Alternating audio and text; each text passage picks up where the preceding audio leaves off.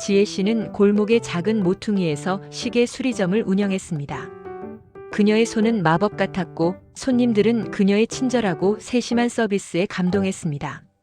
하지만 그녀의 수리는 결코 빠르거나 저렴하지 않았습니다.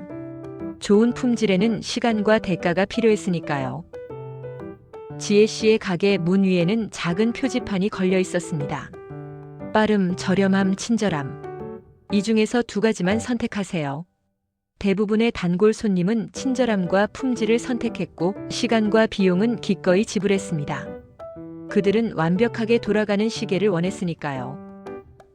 어느 날 급하게 보이는 박 씨가 가게 문을 열고 들어왔습니다. 그는 복잡한 오토매틱 시계를 내밀며 말했습니다. 이 시계를 당장 내일 아침까지 고쳐주세요. 그리고 이 정도 수리는 싸게 해줘야 하는 거 아닙니까? 박 씨는 빠름과 저렴함을 동시에 원했습니다. 지혜 씨는 시계를 조심스럽게 살펴보았습니다. 이 시계는 단순한 문제가 아닙니다. 태엽통 전체를 재조립해야 해요. 완벽하게 친절하고 좋은 품질로 고치려면 최소 사흘이 걸리고 그만큼의 비용이 듭니다. 박 씨는 이해하지 못했습니다. 다른 곳은 뚝딱뚝딱 고치는데 왜 시간이 걸립니까? 친절함은 잠시 넣어두고 오늘 밤을 새서라도 빠르게 그리고 저렴하게 해주세요. 제 돈과 시간을 아껴주는 것이 최고의 친절입니다. 지혜 씨는 깊은 한숨을 쉬었습니다. 손님에게 불가능한 세 가지를 모두 제공하려 하면 어떤 일이 일어나는지 보여주기로 결정했습니다. 그녀는 밤을 새워 시계를 조립했지만 서두르는 과정에서 미세한 흠집을 놓치고 말았습니다. 다음 날 아침 박 씨는 시계를 가져갔습니다. 그는 저렴하고 빠르게 고쳐진 것에 만족했지만 이틀 후 다시 돌아왔습니다. 시계가 멈춰버렸기 때문입니다. 급하게 수리된 시계는 결국 품질을 잃었습니다. 박 씨는 지혜 씨에게 소리쳤습니다. 당신은 친절하고 좋은 품질로 유명한데 이게 뭡니까? 시계가 고작 이틀 만에 망가졌어요. 지혜 씨는 조용히 박 씨의 분노를 들었습니다. 지혜 씨는 고개를 저었습니다. 제가 빠르고 저렴하게 해달라는 박 씨의 요청을 따랐을 때 저는 품질을 지키기 위한 시간과 정성을 잃었습니다. 완벽한 수리를 위해 필요한 정밀한 조정은 서두를 때 얻을 수 없습니다. 우리는 세 가지 중 두 가지만 선택할 수 있어요. 박 씨는 마침내 그 표지판의 의미를 깨달았습니다. 그는 고개를 숙이고 말했습니다. 다시 제대로 고쳐주십시오. 이번에는 친절함과 시간을 선택하겠습니다. 비용도 당연히 제대로 지불하겠습니다.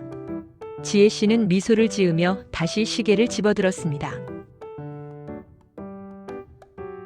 앞서 얘기는 신속, 저비용, 친절의 역설과 겸손의 리더십이라는 주제를 상징적으로 그려본 것입니다.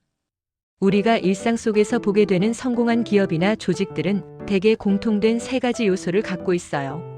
바로 신속함, 저비용, 그리고 친절함이지요.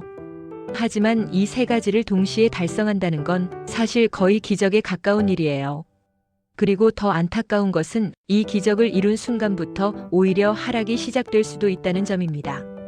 이번에는 그 이유를 차분히 풀어보고 어떻게 하면 겸손을 잃지 않으면서 경쟁력을 유지할 수 있을지 함께 생각해 보려고 해요. 빠르게 움직이는 기업은 시장에서 높은 평가를 받습니다. 고객은 기다림 없는 서비스를 사랑하고 신속한 의사결정은 매출과 만족도를 끌어올려요. 하지만 속도는 항상 대가를 요구합니다.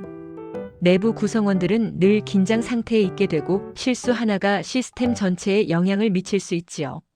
빠름은 강점이지만 동시에 위험입니다. 속도가 빨라질수록 그 속도를 유지하기 위해 희생되는 것들이 늘어나게 됩니다. 비용 절감은 기업의 생존 전략입니다. 하지만 저비용은 종종 내부 기반의 약화, 즉 구조적 균열을 만들어요. 겉으로는 효율적이고 안정적으로 보이지만 보이지 않는 곳에서는 인력의 소진, 품질 저하, 혹은 안전 문제 같은 위험이 증가합니다.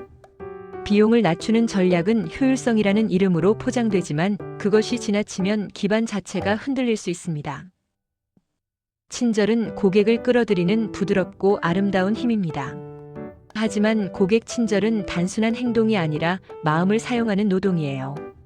감정 노동자의 미소 뒤에는 피로와 소진이 숨어 있고 그 부담이 곧 조직 전체의 부담이 되기도 합니다. 친절이 지속되려면 그 직원이 진짜 따뜻함을 느낄 수 있는 내부 배려가 반드시 필요합니다. 신속, 저비용, 친절이 완벽하게 어우러지면 조직은 정점을 맞습니다. 고객은 감동하고 내부는 활기차고 수익은 상승합니다. 하지만 이 아름다운 순간은 동시에 매우 짧고 유지하기 어려운 순간입니다. 정점이 높은 만큼 내려오는 길도 가파르기 때문이에요. 그래서 이 순간에는 성공했다는 자만보다는 더 조심해야 한다는 경계심이 필요합니다. 성공은 우리를 달콤하게 안아줍니다. 그리고 그 감정은 너무나 쉽게 자만으로 바뀌지요. 빠른 판단력은 독선으로 바뀌고 효율성은 인력 착취로, 친절은 형식적인 절차로 변질될 수 있습니다. 정점에서 중요한 것은 더 높이 올라가는 것이 아니라 엉망이 되어 내려가는 길을 만들지 않는 것입니다.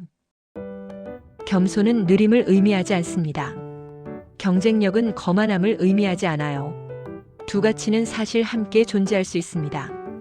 겸손은 자신을 낮추고 타인의 의견을 듣고 실수의 가능성을 인정하는 마음입니다.